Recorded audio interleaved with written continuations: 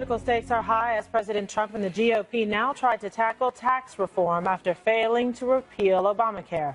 Will they succeed? The president made his way to Indianapolis this afternoon to roll out a sweeping plan to overhaul the tax code. We're going to cut taxes for the middle class, make the tax code simpler and more fair for everyday Americans, and we are going to bring back the jobs and wealth that have left our country, and most people thought left our country for good. We want tax reform that is pro-growth, pro-jobs, pro-worker, pro-family, and yes, tax reform that is pro-American. The president's plan would slash the corporate tax rate to 20% from 35% and lower the top individual tax rate from 39.6% to 35%. Here's more from Mr. Trump a short while ago. It's time for Washington to learn from the wisdom of Indiana. We need Washington to promote American jobs instead of obstructing them. That is what I've been working to achieve every day since I took office. That is what I talked about on the campaign trail. Already we're seeing the results of an economic policy that finally puts America first. Okay, so Dana, now a lot of people have an opinion about this because there are people who are very strong supporters of the president, of his campaign and the policies that he was planning. And one of the big things was tax reform. They definitely need to be able to achieve something because especially coming on the heels of yet another failed attempt with health care. How did you feel the president did today in terms of his messaging, and what about the content? Well, I think the rollout has been fairly good. I think that he had to give this speech on the teleprompter, but I hope that he doesn't do a ton of them on them because I think because tax reform hasn't been done really well in 30 years. And I think his ability to sell it in plain spoken words in the way that he does is actually probably one of the best things he has going for them. I think that the text of the plan and of the speech, if you read it on paper, is a little bit in the weeds, but you can get basically get the gist. They are going to have obstacles. Already the left is painting this as tax cuts for the rich, and this is only going to benefit the wealthy. That is not true, but it's hard to argue it on the other side. I think that he started to do that today, and I think based on what I've heard, that the White House has a pretty good plan to keep their coalition together in order to try to advance this. But I really do think the rich are going to end up paying more. So if you are in the tax code or in the zip code where you really wanted Hillary Clinton to win, like, you should be glad because you thought the rich should pay more. And under this plan, they are going to end up paying more. Okay, so Greg, do you think they're going to get that they get the messaging and actually understand the contents of this tax reform, or just be obstructionists and say, we don't like it no matter what it is, even if it attacks the rich because President Trump is putting it forward? No matter how, whenever they say they're simplifying something, it's never truly simplified. They still use jargon that I don't understand. There's something about you'll be taxed at a rate of 0. What does that mean? You're not being taxed? Because why don't you just say you're not going to be taxed? Right. But taxed at a rate of 0 goes way over my head. I'm not that bright on this stuff, but at least, come on, just simplify it, really simplify it. The problem I have with this is the order in which this administration tackled their issues. For example, it's like with Obamacare or tax reform, I would have loved it if they would tax reform first. They chose the wrong lane at the supermarket. The Obamacare lane did not move. And here you go. But if you just went to the tax reform line, you would have just zoomed right through. 3 items or less. 3 items or less. Express line. Yeah. I hate when that happens at the airport too. And you're like, oh, I knew I should have. You're always looking at something. You're always going, how did that happen? And That's not fair. you're peeking over at the other line. And you're like, yeah, you're already in there. Looking at your wife or your husband, like, should we go? Should we move? Yeah, so you got to split them up. One here and one in that. And then the other line opens up. Yes.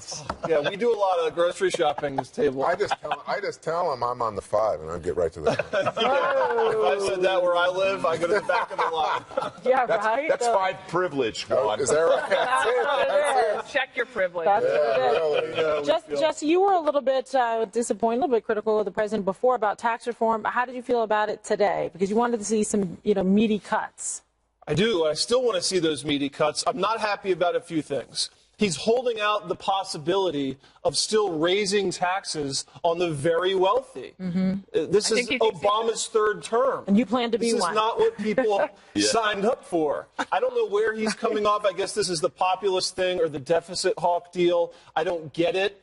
I think it's maybe defense against. I don't think a lot of his core base want to soak the rich. I don't. I think they would like tax cuts for themselves, but I don't think they're in it to get back at the greedy billionaires. I also don't like that he's only cutting the top rate from 39 to 35. I think it's too timid. Reagan slashed the top rate in his 2 terms from 70 to 28. To sell it as this is a Reagan-esque tax cut, I think is incorrect. Also, they should be cutting capital gains and dividend taxes because I think that helps older Americans. I do like some things, though. I do like the income tax reductions as a general point. It's our money. It's not the government's money. The increasing of the child tax credit and the doubling of the standard deduction, I think that helps kind of lower middle income people and poor Americans. Some of them will pay 0. I, again, don't understand what that means, but it sounds good. Eliminates the death tax. That's straight up communism. That should have been out a very long time ago.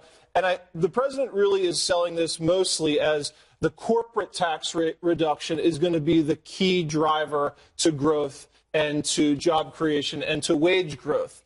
And then you're also going to bring back money from overseas as well and invest more in America. It's an America first tax cut. I think there's a lot of good things. There's some bad things, but on the whole, it's much better than what we have now. Okay, so there's room for improvement, you think, but it's definitely going in the right direction. But it's only going to get tougher. It's not going to.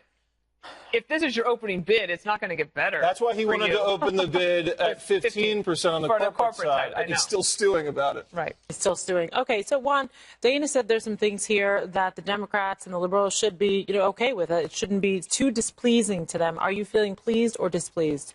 Well, I'm sort of, curious because I don't know that it's, I think it'd be great if we had tax reform in this country, Kimberly. I really do. I think people would like a more simple, direct way to know what taxes they're paying, why they're paying them, and to feel that they are going for a good use by the government. So on all those things, I say great. And in fact, President Trump during the campaign promised that this would be tax reform, that it wouldn't simply be about some tax cuts that would then open the door to what's been described here as tax cuts for the very rich. And by the way, according to the polls, NBC Wall Street Journal, it's like 55% of Americans oppose any kind of cut for the corporate tax rate, and they also think that, in fact, the rich should pay more. So I don't know, but that's what the American people think. So when I'm looking at this, I'm thinking, oh, so the Republicans have given up on tax reform. Now all they want to do is tax cuts. And the driver, as Jesse was saying, is corporate tax cuts. And the argument there, which is an interesting one, is, hey, this economy would be doing even better. We'd knock them out. We would be the global titan if we could lower our tax rate and be competitive with tax rates in Europe and the rest of the world. So, but then when you look at it, you discover, hey, wait a second, our tax rates aren't out of line. Guess what? You look at the deductions and the write-offs and our corporate tax rate. In fact, what really galls me, Jesse, Mr. Populist, is that there's about half or more of American corporations that pay 0. If you were puzzled, Greg, this is your answer. 0 means you pay no tax. Right, that's because all the corporate lobbyists at the swamp sit in there in these rooms and then rewrite all these things to carve out the loopholes and the incentives. That's how it's puzzling to me because I think the president wants something. He's given up on tax reform. He wants tax cuts, but he's opened the door to Democrats having a very effective argument. All right, well, this tax reform announcement comes right on the heels of another health care defeat, as we discussed, for Republicans. But the president, he's not losing hope. I was hoping this would be put on my desk right after we won the election and I'd come in and sign, but it didn't work that way. There are a couple of people that I won't say anything. But early next year, when reconciliation kicks back in any event, long before the November election, we're going to have a vote and we're going to be able to get that through, and I think we'll actually get it through very easily. Okay, so Greg, you were saying earlier that you take issue strongly, not with the use of the term 0, but with the order in which the president tried to achieve his reform. It's like you were faced with 2 choices, a beautiful swimming pool and the La Brea tar pit. And it's like every time you go to healthcare, it's the La Brea tar pit. Right. People in California know what that is. It's like it's just a big basically tar pits. Yes, we used to go there as kids. That was where my parents took me. That explains so much. Yes, that was our We summer. weren't supposed to eat it. Our summer vacation. That was your community pool. Okay. Here's the issue. What was so wrong with the Graham-Cassidy bill? Why does this thing have to be perfect? Because you're never going to get a perfect bill. And so instead, you're going to sit here and one person's not going to like this, one person. So the perfect bill will not exist. This will not happen. Wait a second. Did you just say you don't think tax reform will happen? No, I was talking about Graham-Cassidy. No, he segued. He did a little segue from the tar pits. Dana, so it was interesting because the president mentioning this, he seemed a little bit, upset that perhaps this was something that he wanted to do. Or was and we talked about that. But I like it that he's keeping the door open because that basically gives him a chance to sort of look ahead. Also because he knows that a lot of Republican donors are sitting there thinking, are you kidding me? Like, we don't have anything at this point. So he can blame the establishment and the people on Capitol Hill and the swamp. The truth is he'll have to pay the price for that. But I do think that the Democrats still might play ball on tax reform. If the president continues to press in these red states that have Democratic senators that are up for election, he might be able to have enough in order to get tax reform done. It might not be what Reagan was able to do, but that's because there's not that much room to cut. The tax rates aren't at 70%. You could go from 70 to 30 when you were in the 80s. Right now, you just can't raise enough revenue in order to pay for the things that we want. I also think that we're having a bigger discussion about health care and tax reform, but we're not really having it here. But the people are having it, and that is, what kind of government do you want? What do you expect them to be able to pay for? And how much do you think the Americans should contribute to their government? Those are bigger issue questions. Yeah, go ahead. No, why are children so special? Tax credits. You get a tax credit for having a kid. I want a tax credit for my bar bill because that's every bit as expensive as a child. Who invited W.C. Fields? If I disappeared from this earth, 4 or 5 bars would go out of business. So I could say I want a tax credit for my bar bill. Okay, really relatable problems, Greg. Okay, Jesse. Well, what? No, it's a point about kids. Why do you get a tax credit for a kid? Because that's repopulating the country.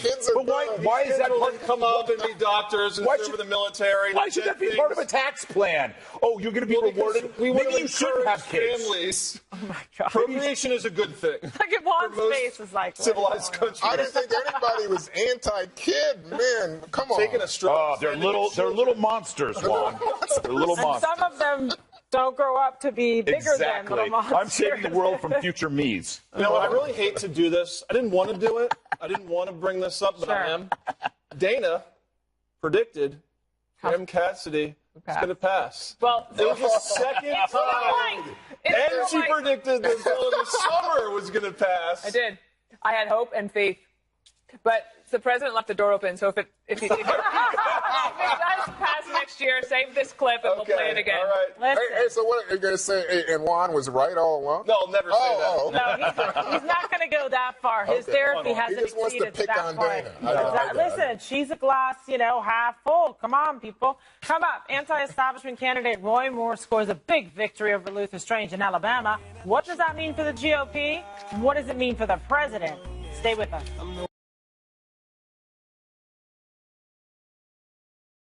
We have a winner in Alabama. Roy Moore, the former Chief Justice of the state Supreme Court, beat President Trump's pick to vie for Jeff Sessions' former seat in the Senate. He backed Moore's opponent, Luther Strange. The headlines on some of the major newspapers today called a blow to the GOP establishment and the president's clout. Here's Roy's take. I think the people of Alabama know me and they understand what I stand for, and I certainly support President Trump's agenda. And that, yes, I'm an outsider, not part of the establishment. I don't think the president knew me, and I think that when he gets to know me, that he'll understand that I do support a very conservative agenda for this country, and I think that he will back me. And I've received a call from him, and that's what he said he would do. Speaking earlier today, the president said Moore will be a great senator, and everything's going to work out. It was a big loss for Mitch McConnell, who also backed Strange. Moore said he'll get past the majority leader's snub if he wins in December, with some conditions. As long as he stands for a conservative agenda and what we promised the people as Republicans, I'll work with anyone. Okay.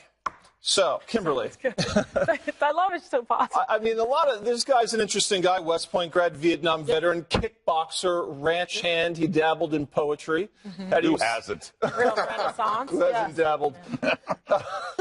God. What kind of splash do you see Moore making in the U.S. Senate? I think he's probably going to try and go in there and be respectful of his colleagues, but at the same time, he shows that he's somebody that's not afraid to stand up and speak his mind and buck the trend if he feels that he's, in the right. So, do I think it's a situation where McConnell and the rest of them that supported Strange, like, oh, yay, no, but nevertheless, they've got to be able to work together to achieve common goals. Do I think that the president's heartbroken over it? No, I don't. I think that the president is like, look, this is no problem, and I think he really means it, that he's going to work with them, and of course he's going to probably do everything he can, more than make up for it with some amazing, rally that's going to go like 45 to an hour over in time about him when he returns, to Alabama to make sure to clinch the victory. Because like we said, there's going to be a lot of money dumped in to make sure to try to see if the Democrat can win. But I think it's gonna, it's gonna work out. I think it would have been better if they were all on the same team and unified and picked the same person. I'll be honest with you and say that didn't happen. But look, the sun rose again. That's true. The day after. It's still probably going to be a Republican senator from Alabama. McConnell didn't really fare well in this race, pumped a whole lot of money in there, and his association with Strange probably hurt Strange. McConnell's got an 18% approval rating in Kentucky. True. And in addition to that, Luther Strange was appointed by the disgraced outgoing governor of Alabama. And that story is a doozy. Oh, that guy. Look at that. It's really bad. So there was an association there already that probably for most people in Alabama, like they wanted a clean break. And I almost called him senator, giving him a promotion. Mr. Moore was already very popular all throughout Alabama. So you might argue that they might have just gone with Moore from the beginning and saved that money. But I do think that the agenda that Moore was talking about, it's pretty secure. I mean, I don't think that Alabama is going to vote for a Democrat, though Juan is looking questioningly.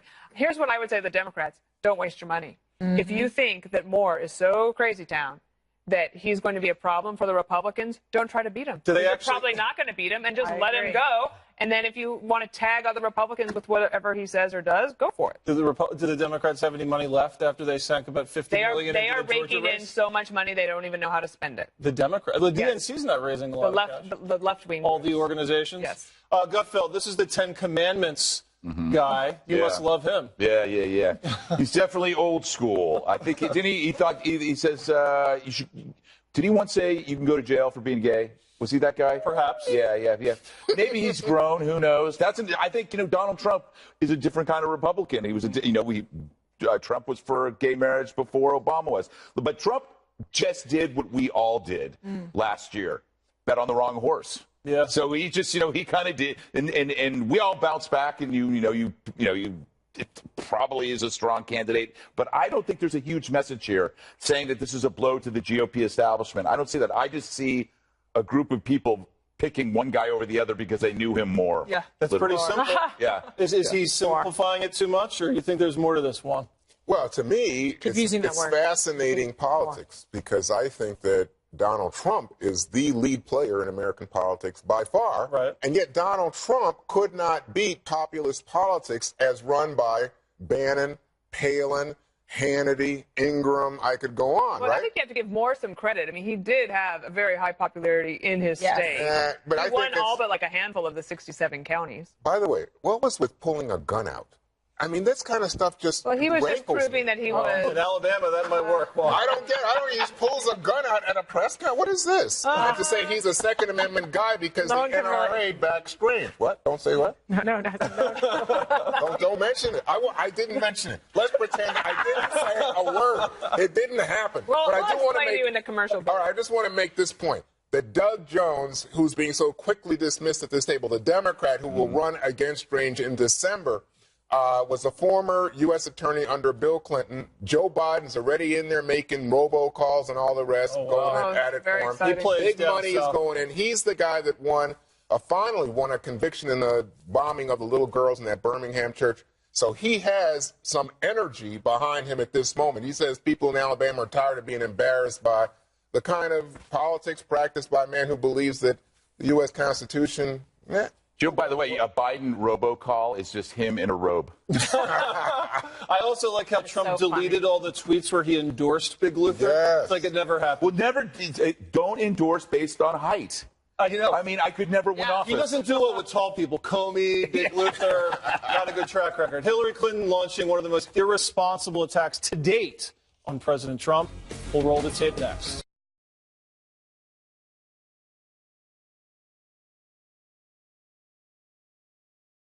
Thanks for staying with us. Inauguration Day was 8 months ago, but a lot of folks on my side of the aisle are still having a very hard time coming to terms with Donald Trump's presidency, particularly that Hillary Clinton. Here's her latest dig at the man who got the job she wanted. I don't think he really values democracy, Charlie. Okay, so he doesn't value democracy. No, I don't. I think he's not a Democrat, little d. No, he's not. He's a top-down guy, and He's an authoritarian. he has tendencies toward authoritarianism. So he's no different than Putin. Well, he, hopefully hasn't ordered the killing of people and journalists and the like. An authoritarian, Kimberly? I don't know. I mean, this is like Groundhog Day, right? I mean, I don't know what's going on with this book tour. It's like never ending. And I get it. She wants to get out there. She's selling books. Okay. But at a certain point, I mean, you lose any little bit of credibility left when you're sitting there comparing, the President of the United States to Putin. I mean, where does she kind of get off doing this? But do you buy at all the argument that he's a businessman who believes in top-down structures, I think that's very different than comparing him to Putin. That's more like, okay, he has a philosophy of kind of like best practices and being a CEO and, that type of thing. So that's very different than saying he's somebody who, murders people and journalists and whatever and comparing to the conduct of Putin. The businessmen are evil. Remember that. To a left, it's no different than Wall Putin. Street movie, yes, Gordon Gekko. What do you think? Well, I think that Donald Trump has not tried to subvert the system. Okay, so when you are Putin, basically you say, oh, yeah, those term limit things, yeah, those don't exist anymore. The age limit doesn't exist anymore. Things have to go through Congress. No. President Trump is working through the system. And if you're concerned about any of his policies, you look at what happened with the travel ban, initially rejected by the courts. They reworked it, put it forward. Healthcare doesn't pass twice. Tax reform, he's going through the Congress. He's doing all the things. I don't see the autocratic tendencies that she sees. All right. Well, it's not only Hillary Clinton. Take a look at this interview, also by Charlie Rose, with Supreme Court Justice Ruth Bader Ginsburg. Do you think sexism played a role in that campaign? Do I think so? Yes. I have no doubt that it did. Yeah. Do you think it was decisive? That it was decisive. In other words, if Hillary Clinton had been a man, she would have won that election going away. There's so many things that might have been decisive, but that was a major factors. Now, I'm afraid to do this, but you got to do it. So, Jesse, is it the case that sexism decided this election? What? I just fell asleep listening to Peter Ginsburg. Wow, that was electrifying. And with Charlie Rose, too. There's two of them. They should really go on tour together. No, listen, she might have a point about sexism, but it might be the opposite point. What if Hillary benefited from sexism? What if more women voted for Hillary because she was a woman that wouldn't have otherwise? And I don't think the country's sexist, and you can never quantify that either, because would someone leave a polling booth and tell a pollster, yeah, I don't want a woman in the White House? That'll never happen. So it's pie in the sky. A lot of women, besides Hillary, could run and probably get elected in this country. Oprah, Michelle Obama's popularity is like 80%. Marissa Mayer at Google, Diane Sawyer, I think, is a lock for the Democratic nominee. But they haven't been attacked. Well, I mean, I'll do some damage if she's the nominee. Trust me. I'm saying, there's a lot of great women out there that could probably overperform. Say on the other side to Condoleezza Rice, for the Rice, yeah, her name's out there. She's a great candidate. All right, but Greg, I mean, you watched Ruth Bader Ginsburg, and I know that you took her so seriously. I want to hear what you think. That was an amazing. I mean, it's Charlie Rose and Ruth Bader Ginsburg talking to each other is amazing. It's like being at the early bird special at the Grand Round or something. I don't know. Sexism did play a role, but it helped Hillary get as far as she did. Yeah. If Hillary wasn't female, there probably would have been a President Sanders or nominee Sanders Biden. or Biden. but she got it because she was owed it. It was her turn. Yeah. It was her turn, her time. She had to be the historical first, and that created a shield around her, not from the Republicans, but from her allies who could not criticize her. So you couldn't come after her because she was the woman candidate. She deserved it, and it allowed women to help cheat with her. Like you had women giving her questions because we're sisters. Hey, this is I'm going to help you out here. I'm not going to help Sanders, but I'm going to help you out with the questions for the debate. Wait a second. You guys, you don't give any credence to the idea that it's difficult for a woman politician to win office. You said there was. You said there was some sexism. Yes, but no, but that's what helped her get as far. So I'm disagreeing. No, I don't. I think that it's easier now for a woman to run for office. It's easier now for minorities to run for office than ever before. Oh, well, that's true. But I think that there is also, especially among Republicans, conservatives, traditionalists, if you will, a real resistance. I'm not sure. But don't you think that Sarah Palin could say the same, that sexism played a role in her being attacked and that campaign not being successful? And I don't think that's fair to label conservative Republicans and men and say that they would be sexist and not want to support a woman candidate. I think they want to support a strong candidate that holds their values, that's fiscally conservative, that believes in smaller government and supports our military. I mean, that. Okay, so one last point to you then, Kimberly. When you hear President Trump as a campaigner say nasty woman or talk about grabbing women, don't you think, well, gee, if I'm an evangelical, I don't think I can. But guess what? They went for President Trump. I'm sure that they didn't like that. They didn't feel it was appropriate, but maybe they believe still on balance that he was the best candidate based on his platform and his policies. Can I, just to the point about the autocratic criticism, which actually I had mentioned a couple of times when Trump was running, I'm going, this is a guy that he likes strong men. He talks about strong men. And I go, there is a possibility, but when you watch what's happening now, you couldn't be further from the truth.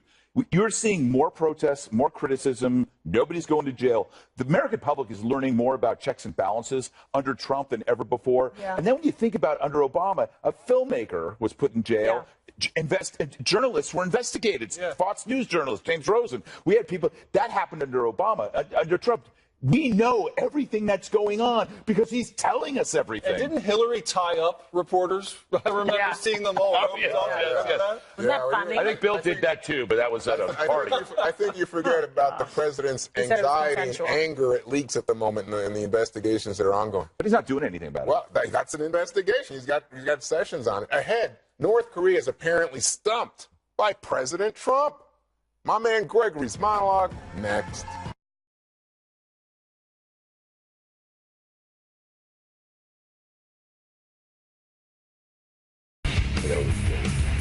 Side shot just depressed me. I like put on about it's bad.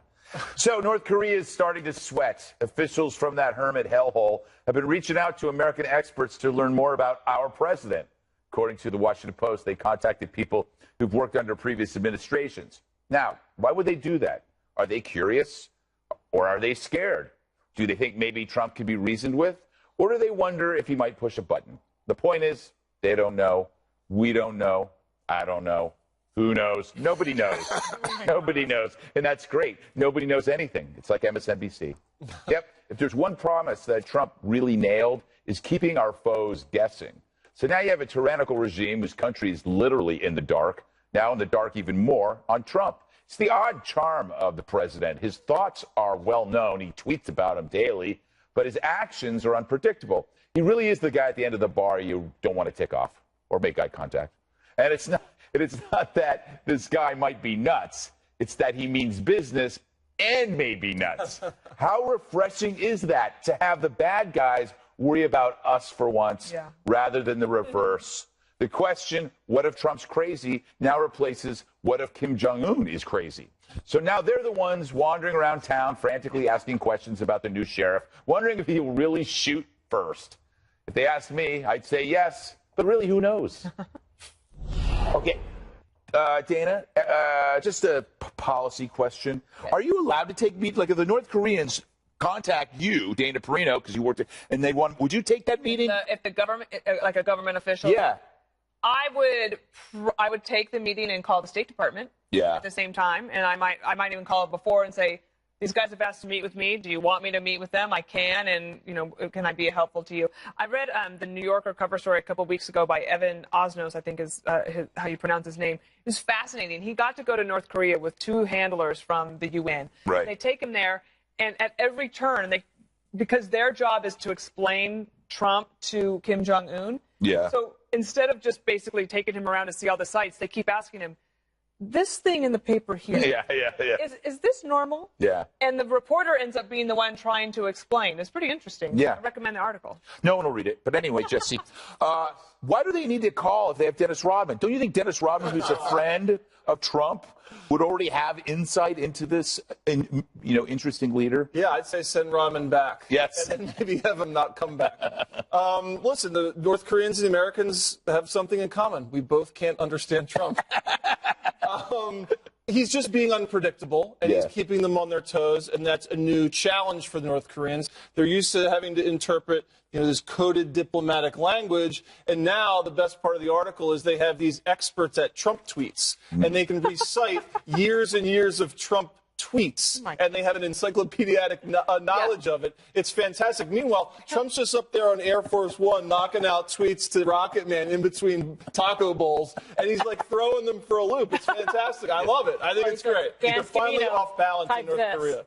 Right. This out. Yeah. You got to admit, Juan, it's good to keep your foes second guessing, right? You do that. You do that, I'm sure. Is that right? I don't know. I hope so. I don't know. Yeah, but it'd be nice. It'd be nice since we are the big boys. We're the superpower. If we, in fact, people just have confidence in what we do. It's so interesting to me, though, that they would do this. And by the way, it wasn't they were just going to every American or politician or expert. They were going to Republicans. Yeah. They wanted Republicans. And I guess they think Republicans more intimate, more now. Of course, after Alabama, I don't know. I don't know if that's the case. But to me, it's so telling. And this is contrary to my thoughts, so I just tell it to you because I'm going to be fair, that when the U.S. flew those fighter jets high in the sky over South Korea, but close to North Korea, no response, just a threat from the North Koreans. Right. As if, we talk about how they are quick to anger. They're not exactly being so quick at the moment, so I don't know. Yeah, I think you just said that Trump is doing a fantastic job in a very subtle way. You see why I can't be fair on this? So, Kimberly, gosh. If North Korea contacted you, what would you tell them? If they said, can you tell us something? Can you tell us about... Say, okay, everyone thinks they won the lottery. No. What would I would obviously contact the government, like Dana said, and the State Department. And but what would you tell them? If you wanted to give an honest... Yeah, if you wanted... I love this question. If you would give advice to if North Korea goes, what can you tell us to Trump? What do we need to know? What would you say? Would you go give up your nuclear weapons? Yeah, give up your nuclear weapons. This will please him. If you want to talk to him early in the morning or late at night when he's best, and usually Friday after the end of a long week and once he's up on the plane. Compliment the wall, say it's big and beautiful. Tell him that he's like President Reagan. Yes. And that was a very big crowd out there. Yes, and use words like tremendous and huge. Yeah, I mean, look, they are spending all of this time trying to understand him. But, I think you're right. Okay, let's go on the record here. Because I think he's actually doing a good job handling them, because this just is proof that they are befuddled by the whole situation. What North Korea wants, they want President Trump to forget that Otto Warmbier was tortured and essentially murdered by them. And they want to be recognized with the prestige nationally, internationally of a nuclear power. So they're frustrated because they feel that the United States is, one, building coalitions against them. Two, President Trump's not afraid to call them out. They're getting the sanctions. Usually they're used to people kissing their bouquet. Watch your mouth.